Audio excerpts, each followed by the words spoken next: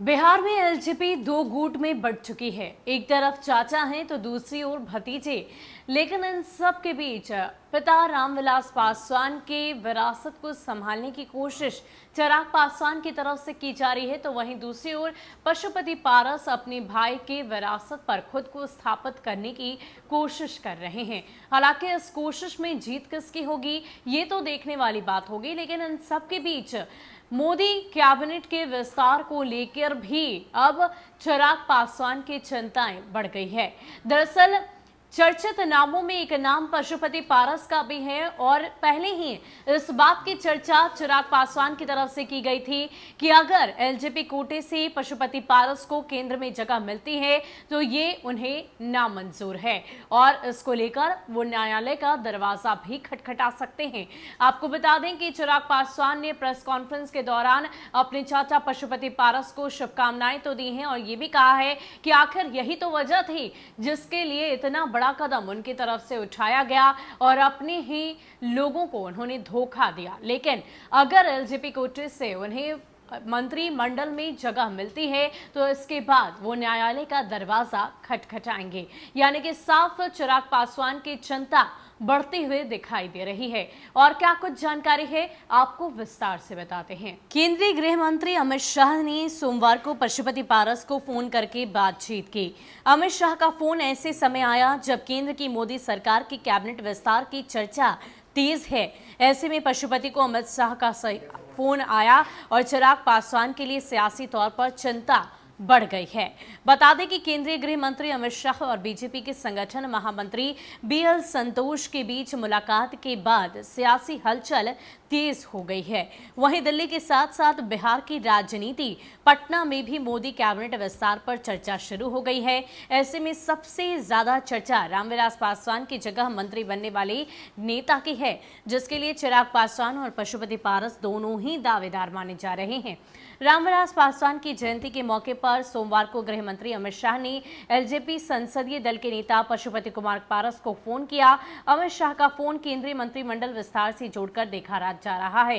हालांकि पारस ने इस तरह की बातों को खारिज किया है और कहा है कि गृह मंत्री अमित शाह ने फोन कर रामविलास पासवान को श्रद्धांजलि दी।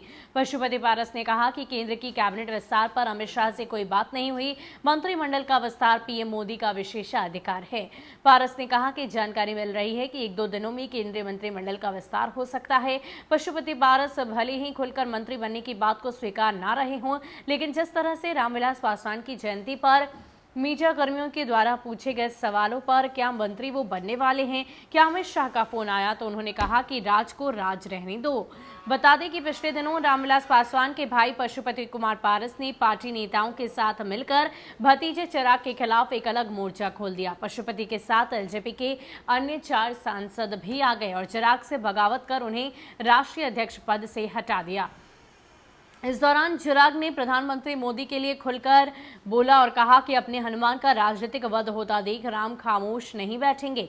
ऐसे में चिराग पासवान को उम्मीद थी कि उन्हें अपनी कैबिनेट में जगह देंगे, लेकिन नीतीश कुमार जेडीयू ने जिस तरह से पशुपति पारस के कंधे पर पीछे से हाथ रखा है, उसे देखते हुए चिराग के मंत्री बनने की संभावना बेहद कम है।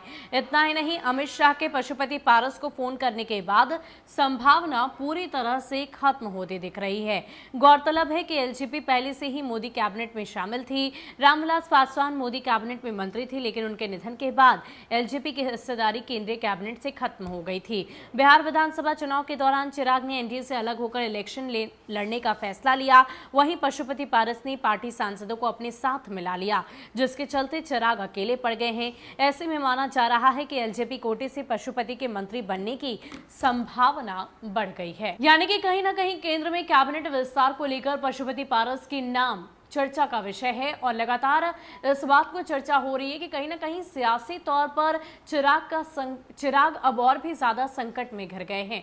लगातार इस बात को लेकर पहले भी चर्चा हो रही थी कि जब केंद्र में कैबिनेट का विस्तार होगा तो कहीं ना कहीं एलजेपी की तरफ से एक नाम चिराग पासवान का होगा और पशुपति पारस का, या ज्यादातर यूं कहें कि पिता की विरासत चिराग पासवान ही संभाल रहे थे। ऐसे में संभावना उनके लिए ही जताई जा रही थी, लेकिन बीच में ही जब लोजपा दो गुटों में बट गई, एक तरफ चाचा दूसरी ओर भतीजे, तो अब ऐसे में मुख्यमंत्री नीतीश कुमार और जेडीयू का हाथ पीछे से पशुपति पारस के कंधों पर है और ऐसे में नाम की चर्चा, चेहरे की चर्चा पशुपति पारस की ही है। और ऐसे में अगर उन्हें केंद्र में कैबिनेट में जगह मिलती है तो जाहिर सी बात है चिराग पासवान के लिए ये एक चिंता का विषय है।